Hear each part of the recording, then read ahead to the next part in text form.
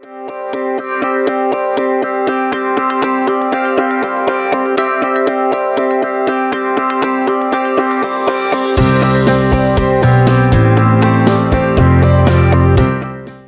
à tous dans le mois de la stabilisation dans notre service pour Dieu.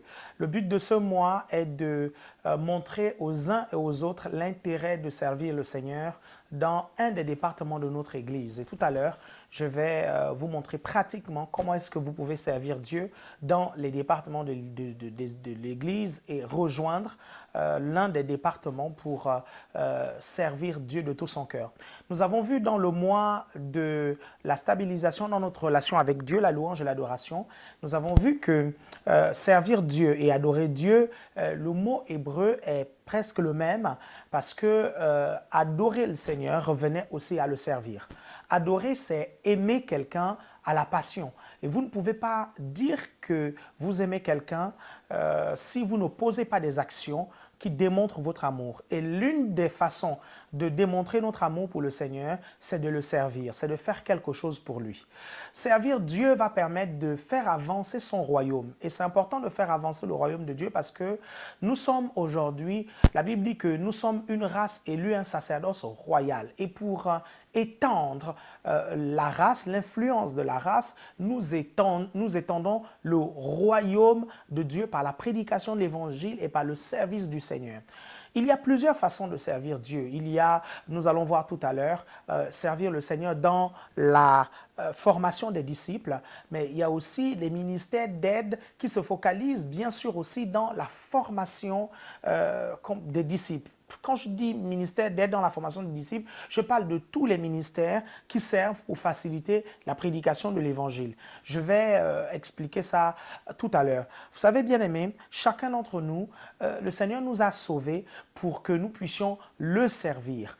Et l'une des raisons pour lesquelles le peuple d'Israël a été délivré d'Égypte, de l'esclavage en Égypte, c'était pour aller servir Dieu dans le désert, adorer Dieu dans le désert. Quand le Seigneur vous délivre du péché, de tout ce dans quoi vous étiez, le but principal, c'est de le servir ici sur la terre. Sinon, il vous aurait repris automatiquement après votre conversion. Vous serez allé au ciel. Mais si vous n'êtes pas au ciel aujourd'hui, c'est parce que vous avez un but bien précis à poursuivre. Et ce but-là, Dieu vous le révélera à travers votre destinée, mais aussi à travers la vie d'Église, vous aiderez à faire avancer le royaume de Dieu.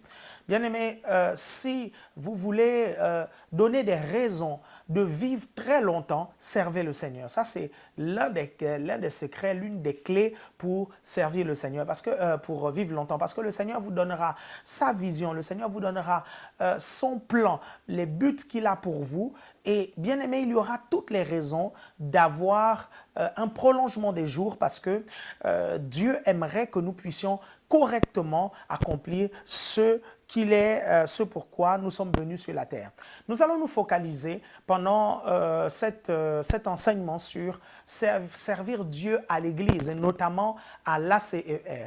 Je connais des chrétiens qui ne servent pas le Seigneur pendant plusieurs années. Ils sont là à l'église, ils écoutent des prédications, les prédications leur font du bien, mais ils ne servent pas Dieu. Et souvent, ce sont des chrétiens qui causent des problèmes à l'église parce qu'ils ont le temps de critiquer, ils ont le temps de voir ce qui ne va pas et de pouvoir causer des problèmes à cause de ces choses qui ne vont pas. Alors que s'ils servaient, ils étaient en action.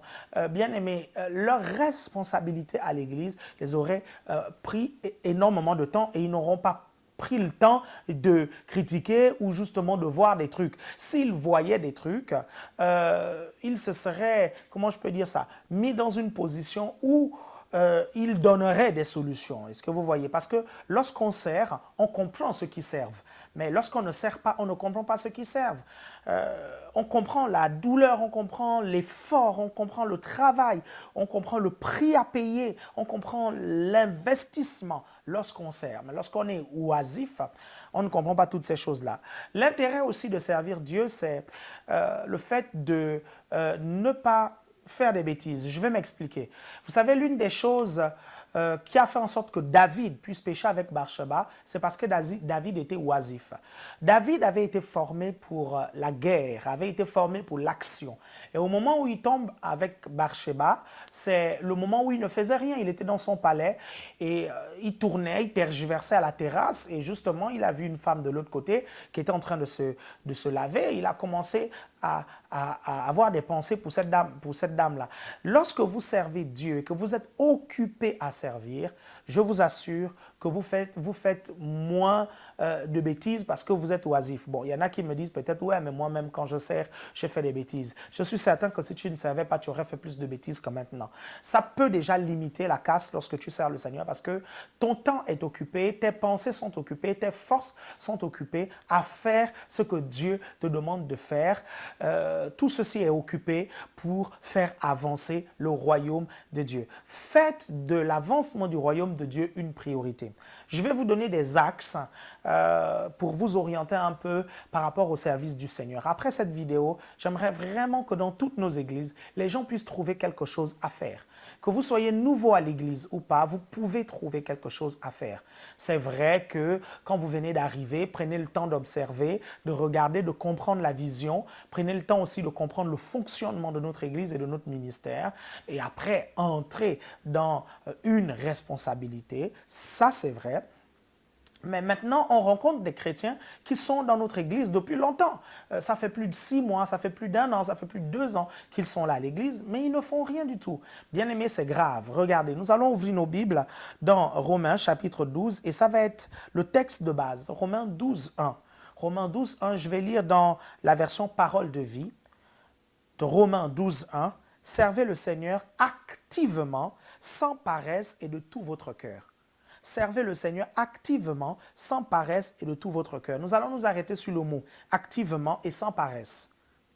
Sur les trois expressions plutôt, je voulais dire activement, sans paresse et de tout votre cœur. Nous voyons là que le Seigneur nous demande d'être actifs et productifs pour lui. Le Seigneur nous demande de nous occuper de ses affaires. Et j'ai l'habitude de dire, si vous vous occupez des affaires de Dieu, il s'occupera des vôtres. Vous devez vous motiver à faire avancer le royaume de Dieu. Et sans paresse. Pourquoi? Parce que servir Dieu vous demandera des efforts, vous demandera du travail. Parfois, vous reviendrez de votre travail séculier, vous n'aurez qu'une seule envie, c'est vous affaler sur votre fauteuil, regarder votre télévision ou vous reposer. Mais à un moment donné, quand vous pensez à votre responsabilité, vous serez obligé de servir le Seigneur. Et parfois, la fatigue viendra au devant pour vous empêcher de pouvoir le faire. Mais vous devez mettre la fatigue de côté pour continuer à servir le Seigneur. Oui, c'est un travail de servir Dieu parce que beaucoup pensent que c'est forcément un loisir. Oui, il y a des temps de loisir dans le service du Seigneur. Il y a un plaisir. Moi, personnellement, lorsque je sers Dieu, j'ai du plaisir. J'ai du plaisir à prêcher l'Évangile, j'ai du plaisir à me tenir devant ma caméra et prêcher la parole de Dieu et servir le Seigneur. J'aime bien former les gens, j'aime bien encadrer les gens, j'aime ce que je fais. Et vous avez la possibilité aussi de choisir ce que vous aimez à l'église, sauf si vos responsables vous ont mis quelque part. Parce que si vos responsables vous ont mis quelque part, ou si je vous ai mis quelque part, c'est parce que je sais que c'est un passage obligatoire pour parvenir à cette responsabilité qui vous fera plaisir plus tard. Parce que parfois, dans la vie, il faut faire des choses qu'on n'aime pas pour parvenir aux choses qu'on aime. Donc, comprenez que servir Dieu va vous demander des efforts et du travail.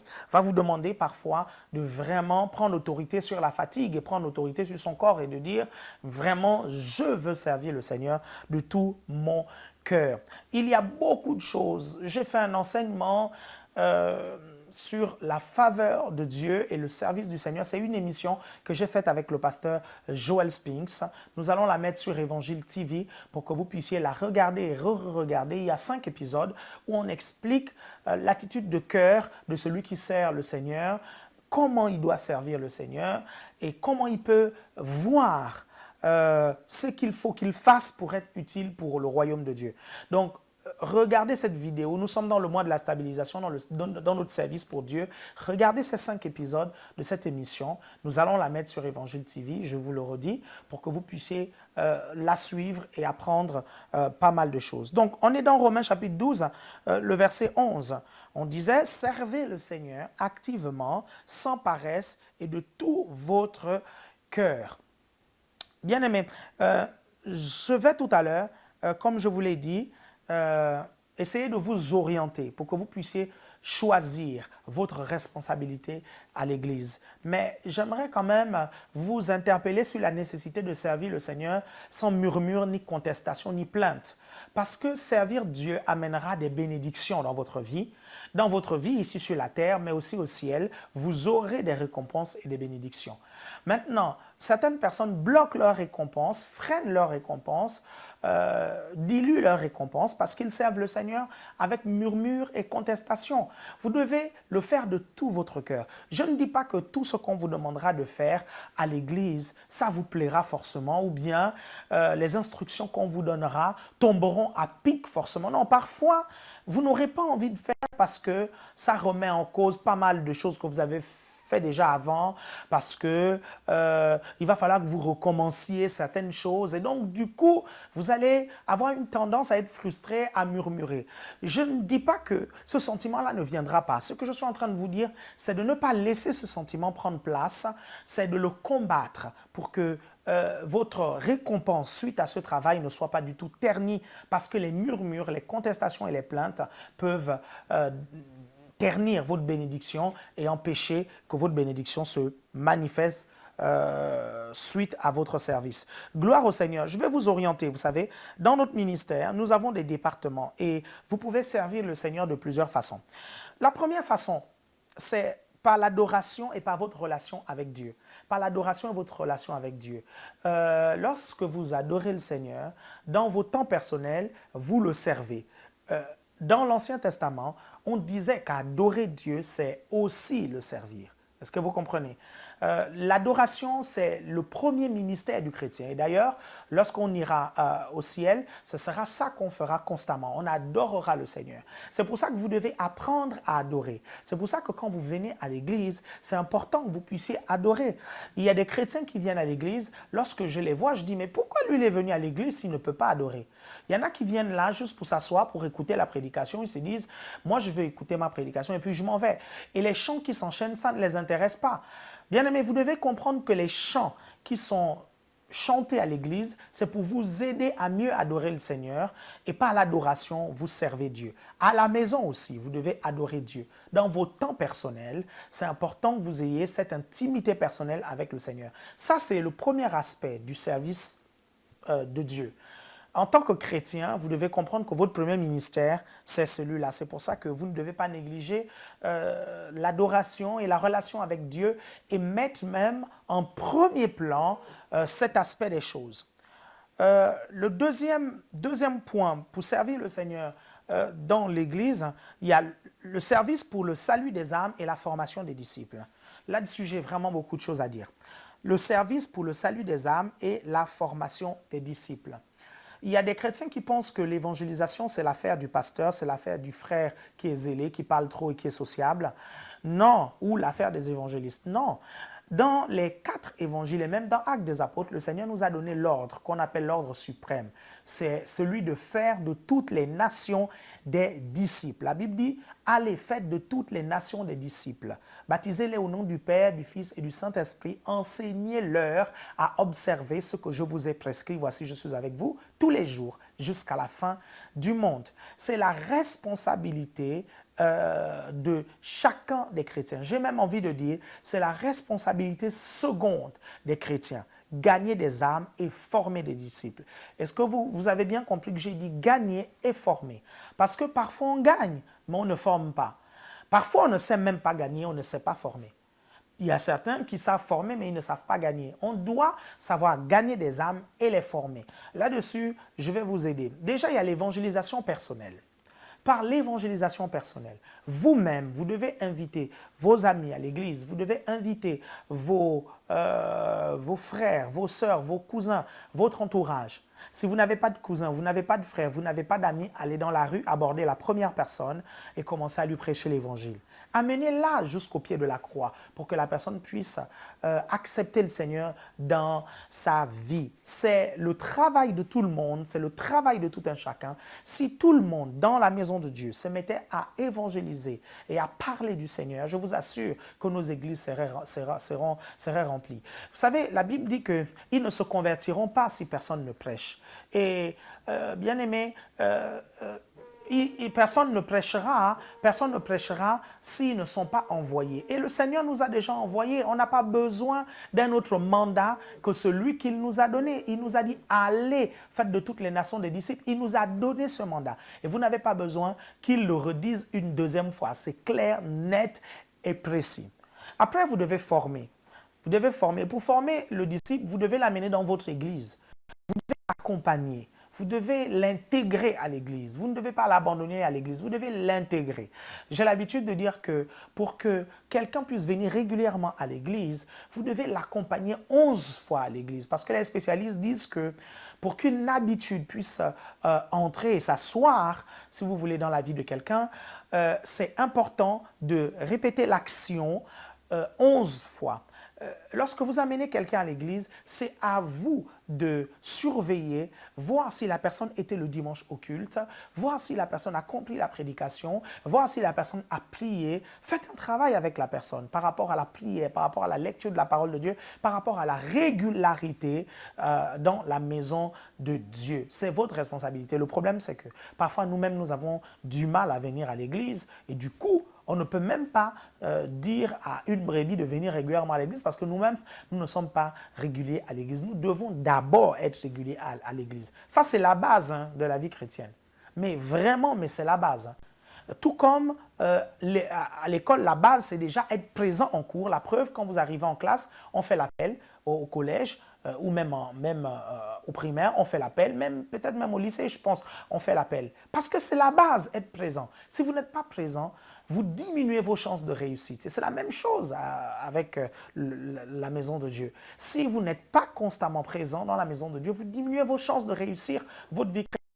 Parce que venir à l'église, c'est augmenter la grâce d'avoir une révélation pour sa vie de tous les jours. Augmenter la grâce de connaître davantage de personnes, de maximiser la communion fraternelle. Augmenter aussi la grâce dans notre vie parce qu'en étant régulier à l'église, on partage la grâce qui coule dans la maison de Dieu, la grâce qui coule du leader vers nous. Donc ça, c'est vraiment basique. C'est vraiment basique. Maintenant, c'est important que vous puissiez lui montrer les différentes structures d'intégration de notre ministère. Le GR, expliquer pourquoi il doit aller dans un GR. Le discipolat, expliquer pourquoi il doit faire le discipolat, l'affermissement, la classe des ministères, lui montrer un peu l'évolution, les étapes à suivre dans la maison de Dieu, les étapes à suivre pour lui permettre de grandir spirituellement. Lui faire comprendre que la vérité, c'est que s'il veut grandir, il n'a pas le choix. Il est comme un peu obligé de faire ça. Et lui montrer la nécessité, tout en douceur, en amour. Et je ne vous dis pas que ce sera évident, ce ne sera pas toujours évident, mais vous devez allier à cela la prière et l'intercession pour la personne que vous avez amenée au Seigneur ou pour la personne que vous avez amenée à l'église. Vous devez passer du temps à prier pour elle. Parce que, vous savez, les gens viennent parfois, ils sont aveuglés. Et la prière va enlever les écailles de leurs yeux pour les aider à comprendre ce que vous leur dites. Gloire au Seigneur. Dans le suivi des âmes et la formation des disciples, vous pouvez aussi servir le Seigneur en étant responsable d'un GR. Je vais reformuler. En se formant pour être responsable d'un GR. Ça, c'est nettement mieux. Parce que beaucoup veulent peut-être être responsables de GR, mais ils ne sont pas formés pour être responsables de GR. Et donc, ils veulent tout de suite démarrer un GR sans démarrer la formation du GR.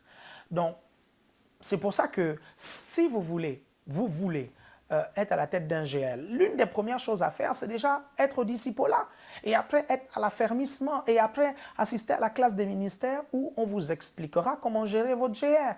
Si vous n'avez pas fait tout ça et que vous voulez directement être responsable de GR, vous aurez des lacunes et vous ne serez pas efficace. Or, des responsables de GR inefficaces, on en a tellement déjà que franchement, ça ne m'intéresse pas d'allonger la liste. Est-ce que vous voyez? Et je vais vous démontrer tout à l'heure comment je peux juger de l'efficacité d'un responsable de GR.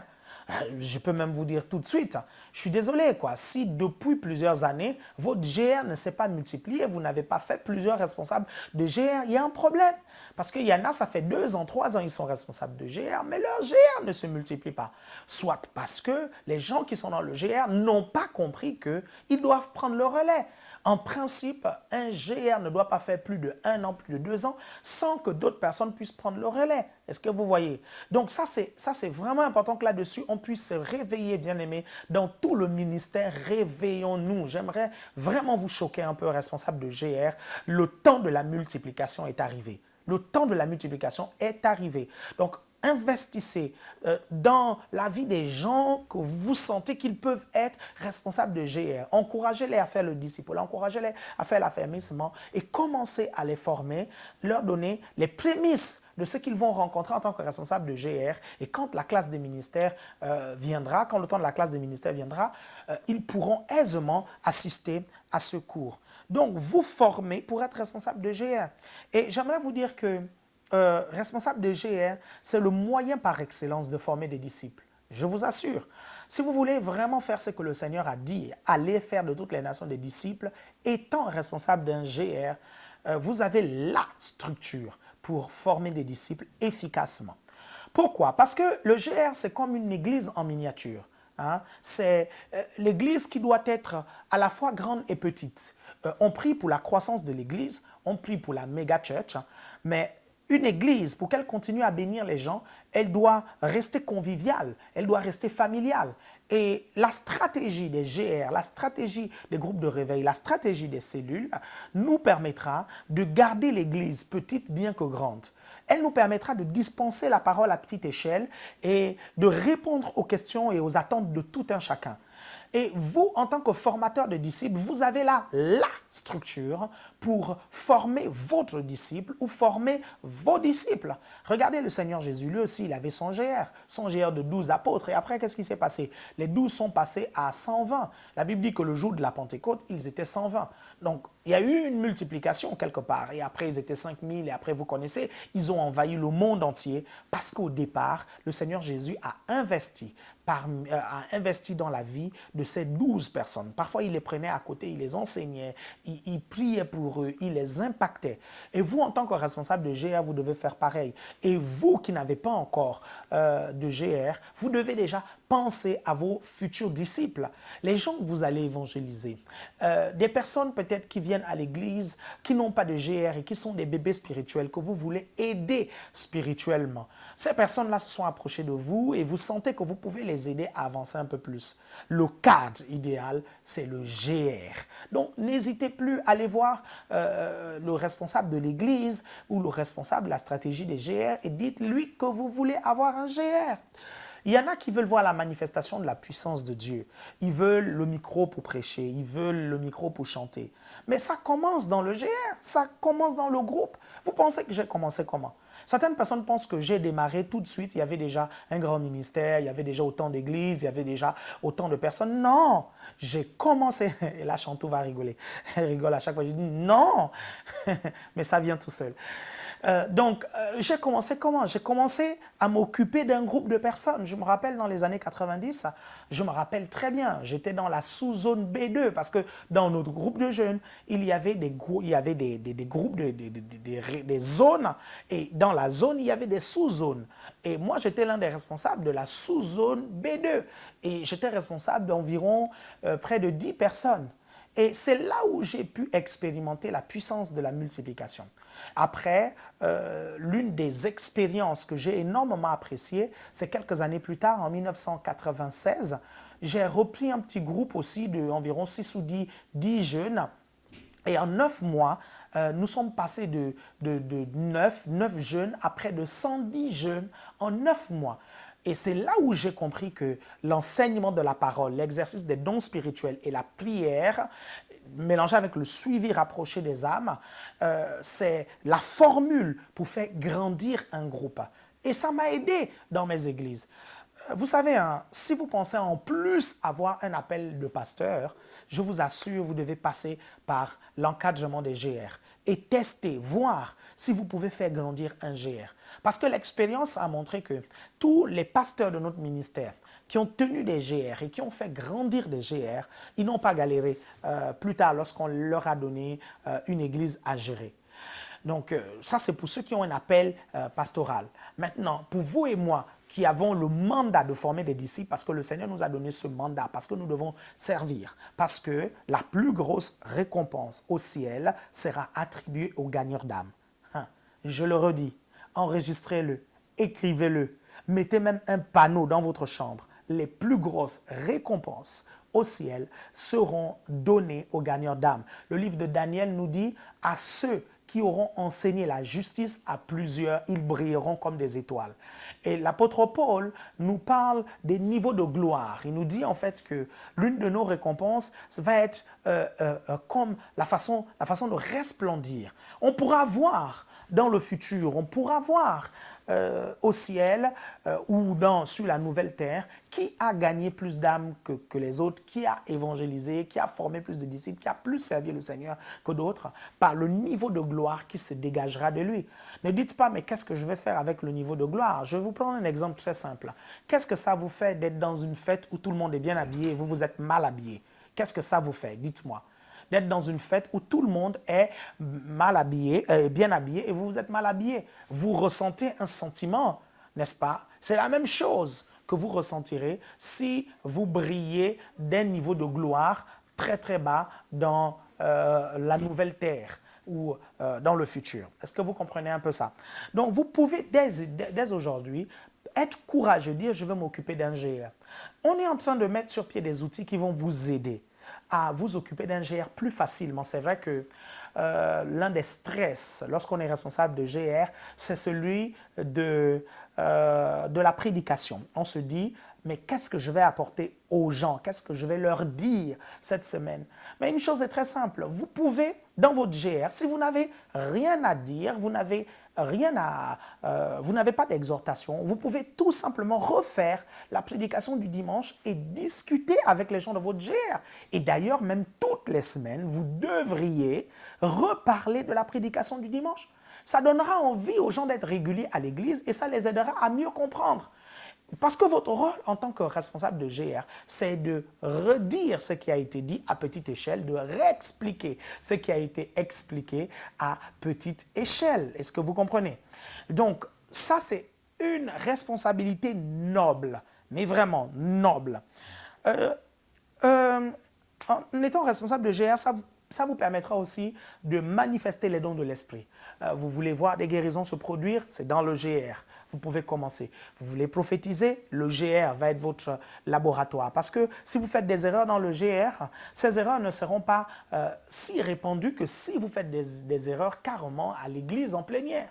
Exercez-vous. Les dons que vous maîtrisez dans votre GR, vous les maîtriserez bien sûr à l'église. Vous savez, ce n'est pas lorsque vous serez dans un stade que les gens pourront juger que vous êtes un grand prédicateur. Vous êtes un grand prédicateur déjà à petite échelle. C'est là où vous montrez déjà que vous pouvez être excellent. Est-ce que vous comprenez? Le GR aussi vous permettra de développer votre leadership, vous permettra de comprendre le leadership et comment ça fonctionne. Parce que vous allez encadrer des gens. Et les gens, je vous assure, ce n'est pas du tout facile.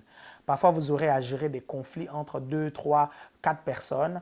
Vous aurez à trouver des solutions parce que l'un des rôles d'un leader, c'est de trouver des solutions. Et là, j'aimerais bien que les responsables de département m'entendent, s'il vous plaît. Le rôle d'un responsable de département, c'est de trouver des solutions. Donc, s'il vous plaît, arrêtez de venir me présenter vos problèmes. Arrêtez de venir présenter vos problèmes au pasteur sans avoir cherché et trouvé des solutions vous-même. Vous venez voir le pasteur parce que vous avez cherché des solutions, mais vraiment cherché, et vous n'en avez pas trouvé. Ou bien parce que les solutions que vous trouvez ne sont pas à votre portée. Donc, vous venez présenter cela au pasteur pour que le pasteur puisse vous aider à trouver soit des meilleures solutions ou vous aider à concrétiser cette solution-là. Il y a trop de responsables, trop de gens qui ont des responsabilités à l'église ou même ailleurs, qui ne comprennent pas que être responsable, c'est répondre et trouver des solutions. Vous aurez tout le temps des soucis et des problèmes. Tout le temps, tout le temps, tout le temps. Donc, vous devez trouver des solutions. Et pour ça, la sagesse de Dieu est en vous. Vous avez la sagesse de Dieu en vous. Tiens, pendant qu'on y est, en étant dans un GR, en s'occupant d'un GR, Dieu va augmenter votre sagesse.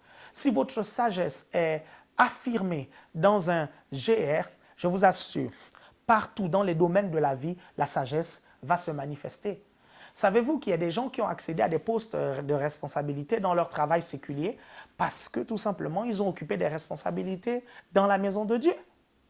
Et que le patron a vu que cette personne-là a une façon de raisonner différente, que cette personne-là a un leadership qui est très affirmé et qu'elle pourra certainement faire avancer les choses dans l'entreprise. Il y a beaucoup de choses à dire au niveau des GR où vous pourrez servir le Seigneur. Maintenant, si vous n'êtes pas prêt encore à être responsable de GR, vous pouvez servir Dieu dans le GR en étant hôte ou hôtesse d'un GR. Écoutez, être hôte ou hôtesse d'un GR ne se résume pas pour que les gens viennent faire la réunion. Non, vous devez préparer l'environnement, vous devez préparer votre maison. Vous devez mettre même à disposition les matériaux et les outils du ministère dans votre maison. Par exemple, dans le GR, il doit y avoir les livres de l'apôtre. Il doit y avoir le livret d'intégration à l'église, lequel livret est en train d'être imprimé. Et je pense que chacun d'entre vous, vous aurez un exemplaire du livret qu'on va faire d'ici quelques semaines. Donc, la personne qui est hôte ou hôtesse prépare tout ça. Et le responsable du GR n'a pas besoin de te le dire pour que tu le fasses. Et il y a une chose qu'il ne faut jamais faire, parce que dans le service du Seigneur, il faut la fidélité, et Dieu récompense la fidélité. La Bible déclare ce qu'on attend d'un administrateur, c'est qu'il soit trouvé fidèle. On a eu des cas où les personnes se proposent d'être hôtes ou hôtesses d'un GR, et bien aimé, parfois à la dernière minute, ou bien un jour avant, ils disent qu'ils ne seront pas là parce qu'ils doivent faire ceci et faire cela. Et donc, on doit se débrouiller à trouver là où on fera le GR. C'est grave, bien aimé. C'est grave, c'est des manquements graves. C'est comme si vous aviez les clés de l'église et vous avez voyagé avec les clés de l'église et les brebis viennent et ils ne peuvent pas assister au culte parce que vous êtes parti avec les clés de l'église. C'est la même gravité et vous ne comprenez pas ça. Est-ce que vous suivez? Non, mais je dis la moindre des choses lorsqu'on s'engage à donner sa maison pour qu'un GR soit fait, vous pouvez laisser la clé au responsable du GR si vous ne pouvez pas être là. Parce que vous vous êtes engagé et le GR doit continuer même derrière vous. Est-ce que vous comprenez? Et ce n'est pas bon de changer tout le temps. Aujourd'hui, on est chez tel, demain, on est chez tel, sauf si volontairement les membres du GR ont choisi de faire ça. Mais si les membres du GR n'ont pas choisi de faire ça, en tant qu'hôte et hôtesse, ta responsabilité, c'est de garantir un lieu où les gens vont prier le Seigneur et adorer le Seigneur dans la semaine. Et c'est ta responsabilité. Qu'il pleuve, qu'il neige, qu'il vente, tu dois assumer cette responsabilité-là. Et Dieu va te bénir et va te récompenser pour toutes les âmes qui vont se convertir et être édifiées dans ta maison. Et d'ailleurs, lorsque tu reçois une cellule, un GR, est-ce que tu sais que tu attires la grâce et la faveur de Dieu dans ta maison? Le Seigneur protège ta maison parce que les anges de Dieu sont là. Le Seigneur s'occupe de ta maison. Regardez-moi un peu, si votre maison est le temple du Seigneur, bien aimé, si vous avez des problèmes de loyer, vous ne pensez pas que le Seigneur va intervenir miraculeusement parce que de toutes les façons, c'est cette maison-là qui abrite son temple. Est-ce que vous comprenez ça? Donc, il y a tellement d'avantages à accueillir un GR. Ah, je vous vois déjà aller voir le responsable de la stratégie des GR ou votre pasteur pour dire « Je veux proposer ma maison pour un GR. » Gloire à Dieu. Gloire au Seigneur. Vous pouvez aussi être responsable de la communication, chargé de la communication dans le GR, c'est-à-dire le secrétaire. C'est lui, en fait, qui relaie les informations dans le GR et fait les rapports de GR. Le responsable de GR ne devrait pas faire ça. Lui devrait être occupé à donner de la nourriture spirituelle ou à aider les membres à trouver de la nourriture spirituelle, à orienter les membres. Il doit avoir un assistant qui, lui, est chargé de faire les rapports. C'est comme le secrétaire du GR. Et très souvent, cette personne-là, elle est même directement qualifiée à être le second du responsable de GR. Gloire à Dieu. Nous avons vu donc servir Dieu pour le salut des âmes et la formation des disciples. Maintenant, il y a d'autres aspects. Il y a aussi dans la prédication, hein, mais je suis désolé, si vous n'avez pas été responsable de GA, ne venez pas me dire que vous êtes un grand prédicateur. Parce que nous ne formons pas des vedettes, je suis désolé, nous formons des formateurs de disciples. Le but de la prédication, c'est de former des disciples. Et si vous ne savez que parler et tchatcher, vous ne savez pas former des disciples, je suis désolé, je n'ai pas besoin d'un autre politicien dans la maison du Seigneur. Est-ce que vous comprenez? Je suis peut-être dur, mais bien aimé, c'est l'expérience qui parle. Parce que tout le monde aimerait tenir le micro pour parler. Et ils ont l'impression que c'est faire la star, quoi. Ils se disent non, c'est facile. Alors que le but de tout ça, c'est la formation des disciples. Donc, vous devez orienter tout votre service dans la formation des disciples, dans le fait de gagner des disciples du Seigneur. Donc, si tu ne peux même pas le faire, mais ce n'est pas la peine, quoi. Troisième lieu, troisième aspect, troisième opportunité de servir le Seigneur. Oui, c'est une opportunité de servir Dieu. Oui, c'est une opportunité de servir Dieu. Oui, c'est une opportunité de servir Dieu. Parce que beaucoup pensent qu'ils sont indispensables, donc ils font le malin. On a besoin d'eux. Et parfois, quand on les voit faire le désordre dans la maison du Seigneur, on ne peut même pas les punir parce qu'ils se disent que non, de toutes les façons, s'ils me punissent, qui va faire ce travail? Mais sache que si on te punit parce que tu as fait du désordre et que du coup, ta responsabilité se retrouve sans successeur, sache que c'est une malédiction. Parce que la Bible dit « Malheur à celui qui fait l'œuvre du Seigneur avec négligence ». La Bible ajoute « Celui qui se relâche dans son ouvrage est le frère ». Le frère, quoi. Vous comprenez? Même pas le cousin. C'est le frère de celui qui détruit. Ça dit que toi et celui qui détruit, vous êtes pareils. Gloire à Dieu.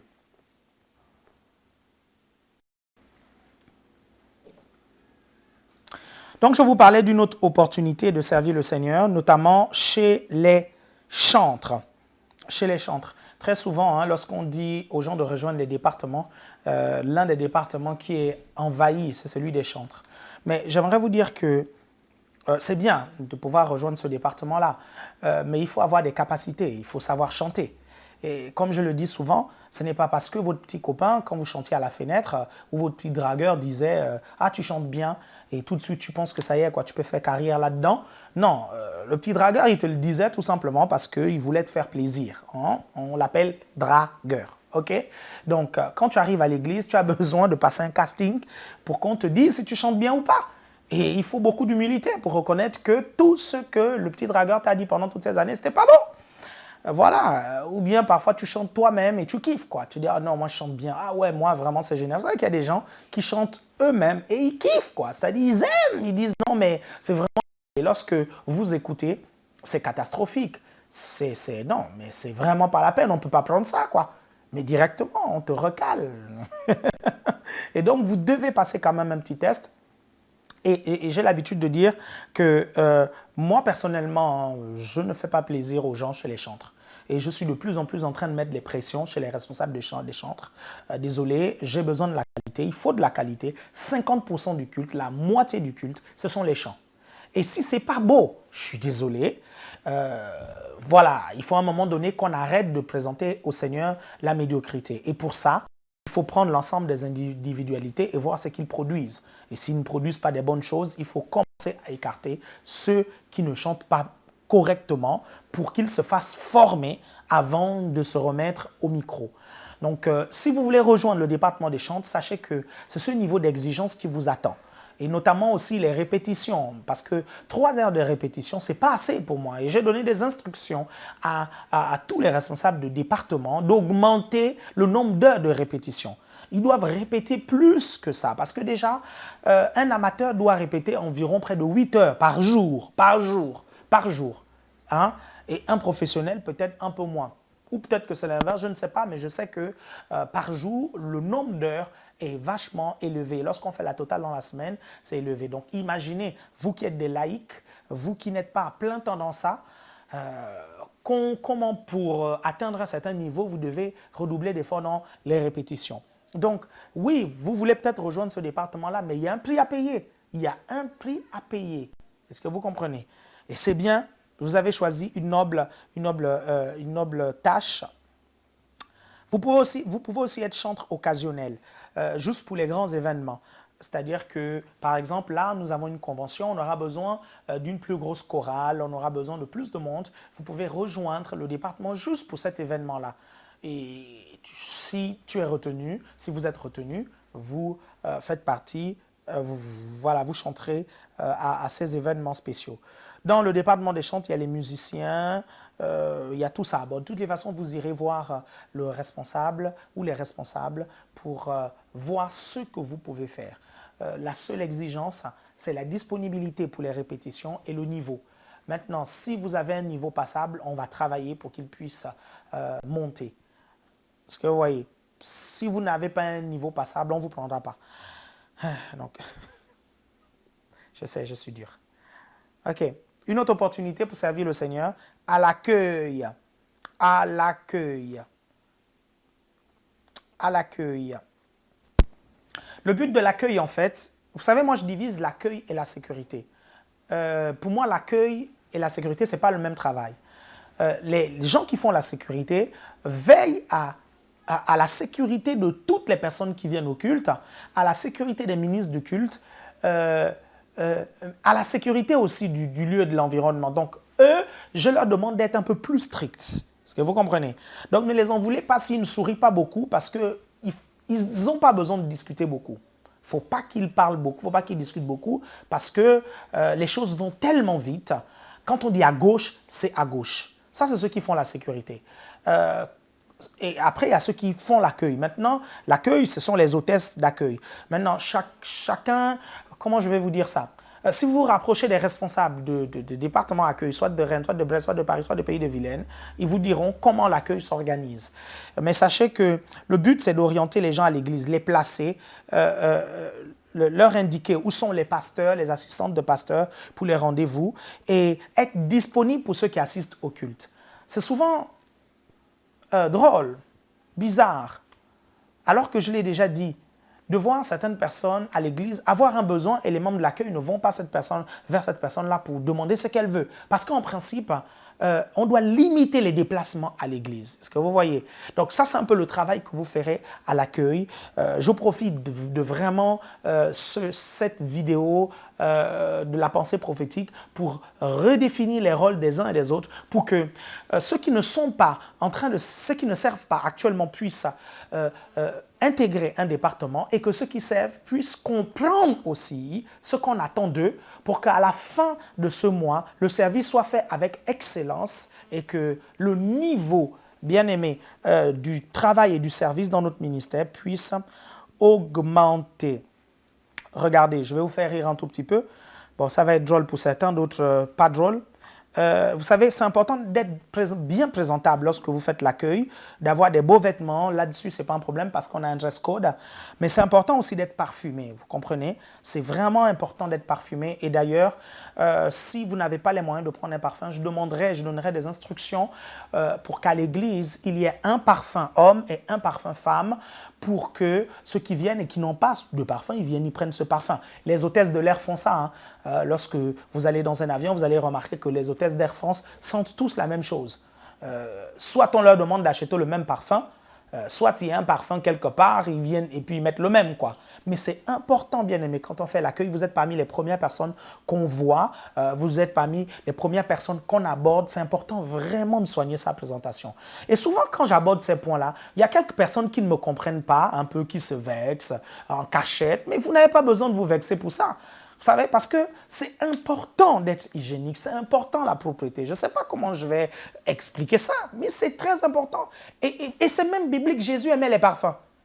La dame qui a renversé un parfum de 600 livres au Seigneur Jésus, pourquoi Jésus ne l'a pas chassé? Il aimait les parfums. Il y a une version qui dit qu'il a répandu le parfum de la tête jusqu'aux pieds. Il y a une version qui dit qu'elle a répandu les parfums aux pieds. Un parfum de grande valeur. Même Jésus aimait les parfums. Vous suivez? Donc ça, c'est important parce qu'on n'a jamais une deuxième chance de faire une bonne première impression. Et c'est important. Les membres de la sécurité, sachez que vous devez partir 1 heure au moins après la fin du culte. 1 heure au moins avant la fin du... En fait, bien aimé, c'est un prix à payer. Vous ne pouvez pas partir en même temps que le peuple. parce que il faut veiller à la sécurité des gens pendant les moments de communion fraternelle. Et j'ai remarqué dans nos églises que à la fin du culte, les enfants courent par-ci, par-là. Comprenez que si quelque chose arrive, bien aimé, on nous demandera des comptes. Bon, heureusement, on est assuré. On a une assurance là-dessus, mais vaut mieux qu'il ne se passe rien du tout. Si nous sommes prudents et que nous mettons tout en œuvre pour que des choses comme ça ne se produisent pas, que des incidents ne se produisent pas, bien aimé, tout ira bien. Donc, en principe, 1 heure après le service, vous devez toujours rester là, être prêt à servir, non seulement les pasteurs, mais être prêt aussi à servir le peuple qui est là. C'est dommage souvent de voir les membres de la sécurité et de l'accueil partir aussi vite à la fin du culte. Non, non, non, non, non, vous devez attendre au moins 1 heure. De la même façon que nous, les pasteurs, on attend. On est là, on discute avec les gens, on s'occupe des gens, on règle certains détails qu'on ne peut pas régler dans la semaine. Donc vous aussi, ça doit être pareil. Vous devez être rempli du Saint-Esprit. Vous devez être rempli du Saint-Esprit et avoir du discernement parce qu'il y a des gens louches qui viennent à l'église et vous devez être les premiers à les repérer. Il y a toutes sortes de personnes qui viennent. Aux États-Unis, j'ai appris qu'un pasteur a été tué par balle par quelqu'un. Quelqu'un a débarqué à l'église avec un flingue, il s'est assis devant et il a tiré sur le pasteur. Est-ce que vous vous rendez un peu compte de ça? Et certains vont peut-être dire, oui, mais les anges, où est-ce qu'ils étaient? Les anges auraient pu protéger. Voyez-vous, Dieu ne fera pas quelque chose que nous pouvons faire, hein. Vous suivez? Si on peut assurer notre sécurité, à partir de ce moment-là, on ne va pas demander à Dieu de venir le faire. Est-ce que vous voyez? Maintenant, si on ne peut pas, là, Dieu peut faire. Vous devez être vigilant. Vous devez avoir du discernement. Vous devez être capable de repérer les gens qui sont bizarres, un peu louches, et puis en parler aux responsables de l'Église. Parce qu'aujourd'hui, en plus, il y a un problème de djihadisme un peu partout. Il y a des églises qui ont été attaquées à Paris. Vous devez être vigilant. Regardez, observez les gens pour que les gens viennent assister au culte en toute quiétude et dans la sécurité. Gloire au Seigneur. Gloire au Seigneur. Une 5e opportunité de servir le Seigneur, c'est dans le département multimédia. Le but du département multimédia, c'est d'immortaliser les moments en les filmant. Un jour, nous avions une réunion multimédia à Paris et quelqu'un nous a demandé de donner un peu quelques arguments bibliques de l'existence du département multimédia. Et je lui ai tout simplement demandé aujourd'hui comment est-ce qu'on communique. Est-ce qu'on communique encore avec le tam-tam? Parce qu'il fut un temps où c'était des coups de tam-tam qui donnaient des signaux, ou bien la fumée chez les Indiens. Vous voyez un peu? Lorsqu'on était à une distance, à une certaine distance de la personne, voilà, c'était la fumée. Vous voyez? 2 boules de fumée disant l'ennemi arrive ou bien je ne sais trop quoi. Vous voyez, ou bien le tam-tam. Un coup, poum, oui. 2 coups, poum, poum, non. Est-ce que vous comprenez? Mais aujourd'hui, on n'a plus ça. Aujourd'hui, on a le téléphone. Vous suivez? Aujourd'hui, on a le téléphone. Et pourquoi je vous parle de ça? Parce qu'à l'époque de Jésus, l'évangile de Matthieu, Marc, Luc, Jean, Matthieu était là. Vous comprenez? Jean était là. Marc était petit lorsque Jésus a exercé son ministère. Marc était petit. Et certains spécialistes disent que Marc, c'est le jeune homme qui avait ramassé le manteau de Jésus que Hérode avait mis, en fait. Vous voyez un peu? Qu'est-ce qu'ils ont fait? Ils ont raconté par écrit ce qui s'est passé. Ils ont immortalisé ces moments par écrit. Et vous et moi, on est bien contents d'avoir les évangiles. Parce que ça immortalise, ça rend une histoire. Mais à l'époque, c'est tout ce qu'ils avaient pour immortaliser. Et si à l'époque, ils avaient une caméra, je vous assure, Matthieu se serait baladé partout avec sa caméra. Jean se serait baladé avec sa caméra. Pourquoi? Parce que la caméra va même plus restituer le contexte que les écrits. Parce que l'écrit va laisser cours à l'imagination. Alors que dans la vidéo, il y a tout. Il y a l'image, il y a le son, il y a tout, il y a le contexte. Est-ce que vous comprenez? Donc, bibliquement, vous êtes en train de jouer le rôle de Matthieu. Vous êtes en train de jouer le rôle de Marc. Vous êtes en train de jouer le rôle de Luc. Vous êtes en train de jouer le rôle de Jean. Vous êtes en train de jouer le rôle de Luc qui a écrit Actes des apôtres. Vous immortalisez ces moments pour que les générations futures puissent comprendre qu'aujourd'hui le Seigneur est encore vivant. La Bible déclare dans Acte 1.1, Théophile, j'ai écrit dans mon premier livre au sujet de ce que le Seigneur Jésus a commencé à enseigner et faire. Si Jésus a commencé à enseigner et faire à l'époque des Actes des apôtres, et on sait que le Seigneur termine toujours ce qu'il commence, par qui il va achever ce qu'il a commencé? Par nous. Et qu'est-ce que nous sommes en train de faire? Nous sommes en train de continuer Actes des apôtres.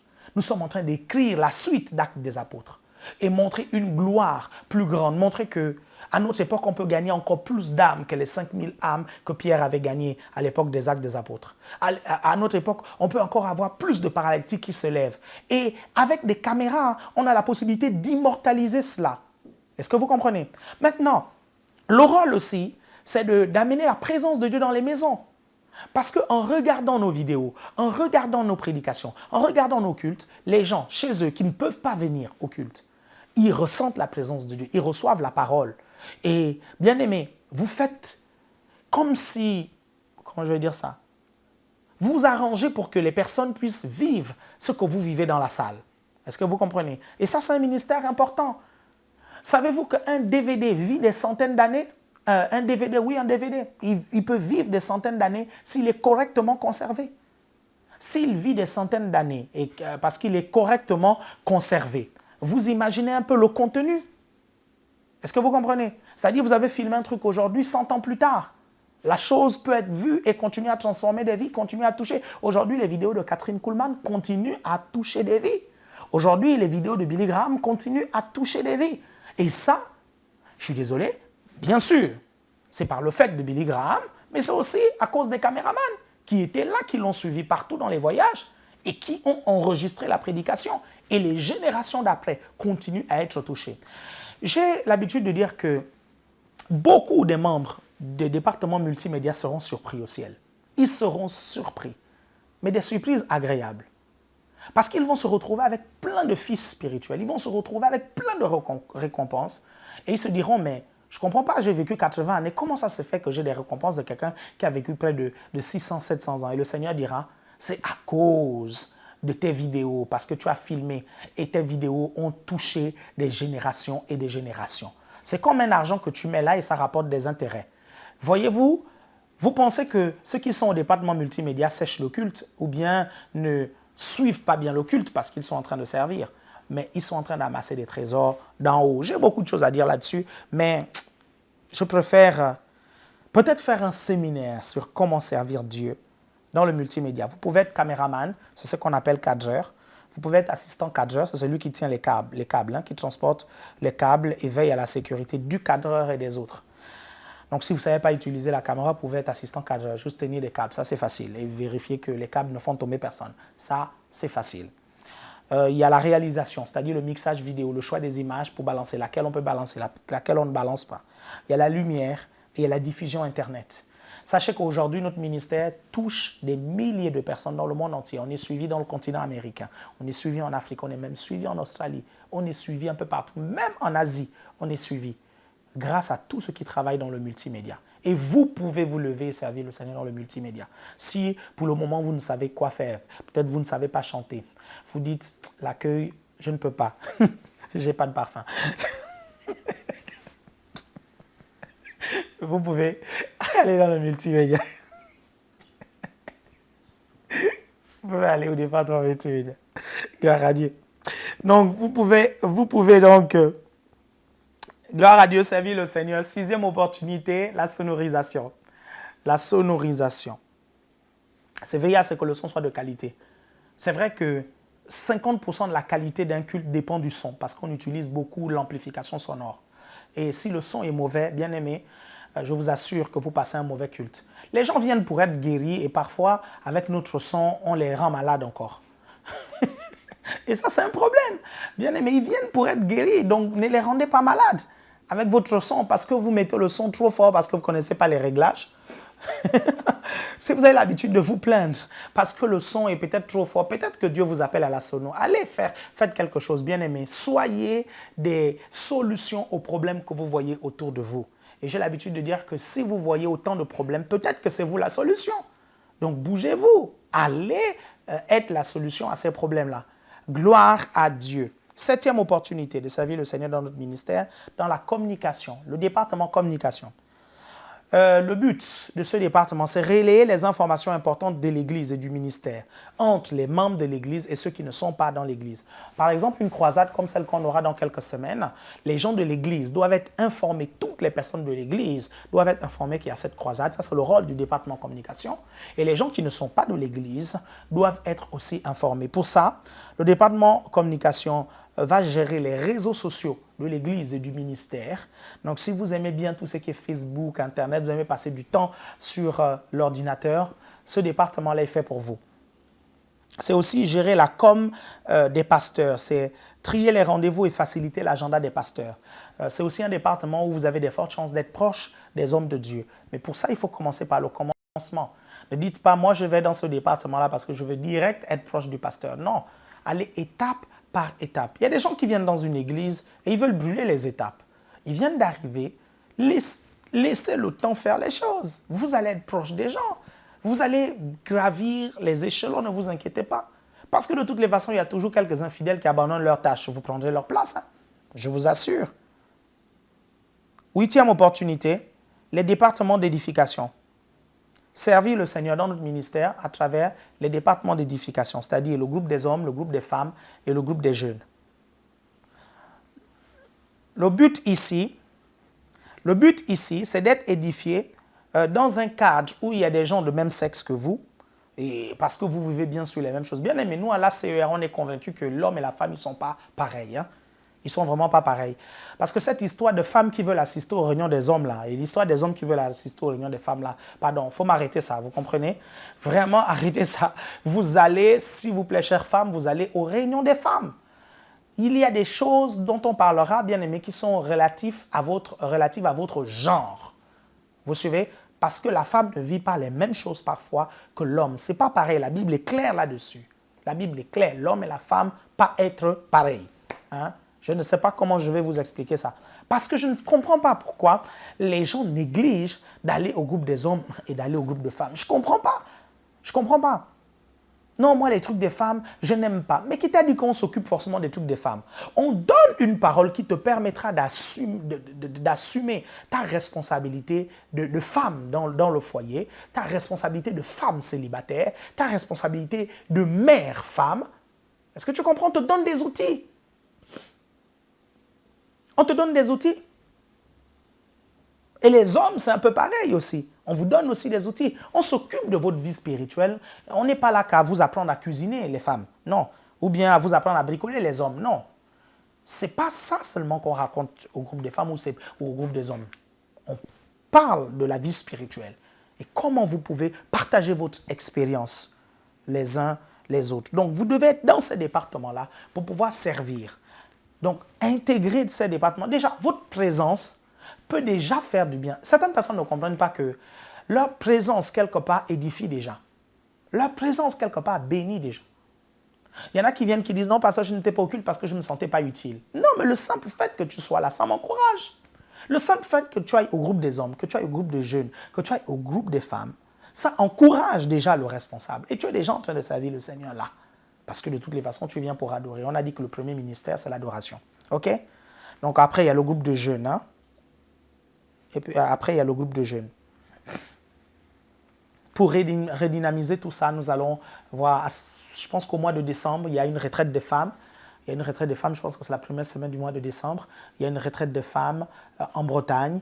Donc rapprochez-vous des responsables des femmes de vos églises respectives pour commencer à vous inscrire pour que vous participiez à cette retraite de femmes. On appelle ça les départements d'édification. Pourquoi? Parce que ce sont les départements où... vous savez, il y a des départements où il faut du talent. Hein? Il faut vraiment du talent, il faut de la connaissance, il faut vraiment de la matière. Mais les départements d'édification, ce sont des départements spirituels. Ce sont des départements plus de construction spirituelle, de construction de la personnalité de la personne. Bon, écoutez, vos responsables de département vont vous expliquer pourquoi ça s'appelle ça s'appelle département d'édification. Ok, gloire à Dieu. 9e opportunité, dis à ton voisin ne dors pas, c'est pas fini, hein, réveille-le. S'il y a quelqu'un à gauche, à droite qui est en train de dormir ou en face, vas-y, réveille-le. Je ne veux pas que tu dormes en face de ma vidéo. C'est quoi ça? Hein? Qui vous a dit que quand l'apôtre parle, on dort? Réveillez-vous, dis donc. Il y en a qui disent, mais apôtre, on ne dort pas. C'est bien, félicitations. 9e opportunité, servir le Seigneur à l'écodime, l'école du dimanche.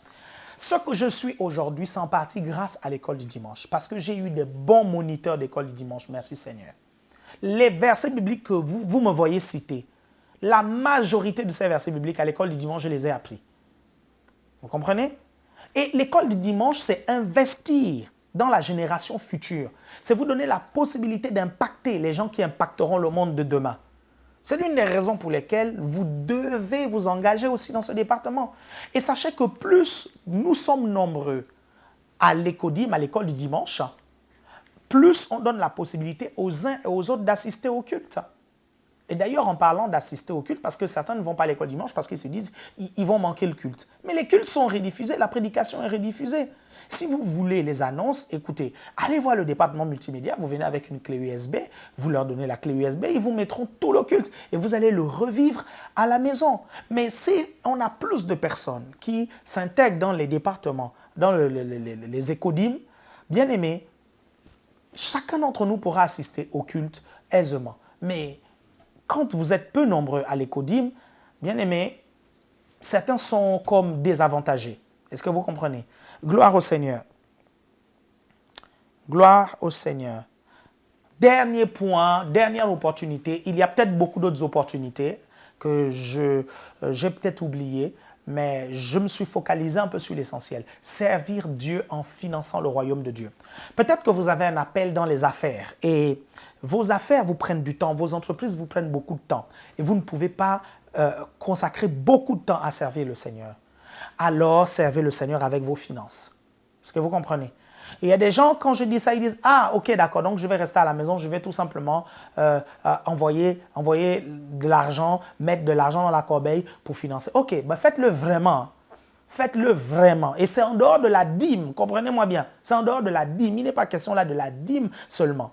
Il est question là de la dîme plus ce que vous mettez pour que l'œuvre de Dieu puisse avancer. Parce que comme j'ai l'habitude de dire, votre argent, c'est votre vie. Et je fais souvent une démonstration. Votre argent, vous le gagnez à la sueur de votre front. Et nous savons à Gethsemane qu'un jour, la sueur s'est transformée en sang. Et la Bible dit que le sang, c'est la vie. Donc, votre argent, c'est votre vie. Donc, vous pouvez envoyer votre argent si vous n'avez peut-être pas eu beaucoup de temps. Vous dites, non, je n'ai pas beaucoup de temps, mais je vais envoyer des finances pour qu'à l'église, on puisse faire quelque chose. Moi, j'ai des gens, il y a des gens en fait à l'église qui font ça. Et je sais, c'est des gens qui n'ont pas beaucoup de temps, ils viennent au culte, ils assistent au culte, mais c'est des grands donateurs. Ces personnes donnent et elles sont fidèles.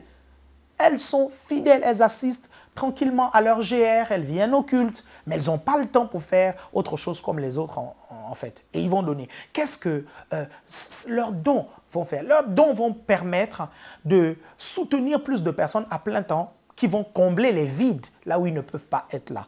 Donc vous pouvez servir le Seigneur à travers votre don de libéralité en finançant un peu plus le royaume de Dieu. Après, bien aimé cette vidéo, j'aimerais vraiment encourager les uns et les autres à trouver un endroit où ils peuvent servir le Seigneur dans la maison de Dieu. Bien aimé, il y a de la place pour tout le monde. Il y a de la place pour tout le monde. Il y a de la place pour tout le monde, je le redis, à la CER pour servir le Seigneur. C'est le mois de la stabilisation dans le service pour Dieu. J'espère que mon frère, ma soeur, tu m'as entendu et tu as pris la résolution de t'engager à ne plus chauffer les bancs, à servir Dieu parce que tu as compris l'importance. J'aimerais qu'on prie quelques instants. Seigneur, je te remercie pour ta parole qui nous dit la vérité, qui nous transforme. Père, je prie que ce mois soit un mois où nous te servions avec excellence. Père, merci parce que plusieurs vont s'engager dans les départements, dans les GR. Plusieurs vont s'engager à te servir dans l'évangélisation et la formation des disciples. Père, qu'une grâce spéciale coule sur chacun d'eux, qu'une grâce spéciale coule, Seigneur, sur notre ministère pendant ce mois de la stabilisation dans notre service pour toi. Nous voulons te démontrer ce mois que nous t'aimons véritablement. C'est pourquoi, Seigneur, nous te prions de bénir notre service. Père, je déclare bénis toutes les personnes de ce ministère. Je déclare qu'à la fin de ce mois, Seigneur, nos églises grandiront encore. Père, je les bénis en ton nom. Amen. Soyez bénis, j'aimerais juste vous signaler que nous avons notre convention des ministères ACER qui aura lieu simultanément à Rennes, en Bretagne, et à Paris. Donc, vendredi, samedi, à Paris, ce sera le pasteur Joel Spinks du Canada. Et moi, je serai vendredi, samedi à Rennes. Donc, le dimanche à Rennes, ce sera le pasteur Joel Spinks. Et moi, je serai dimanche à Paris. Donc, préparez-vous pour cette convention, mobilisez-vous, calez ça dans votre agenda. Ça fait des semaines qu'on vous l'annonce. C'est un événement ministériel à ne pas et à ne jamais manquer. Soyez là et invitez le maximum de personnes que vous pouvez. Que le Seigneur vous bénisse.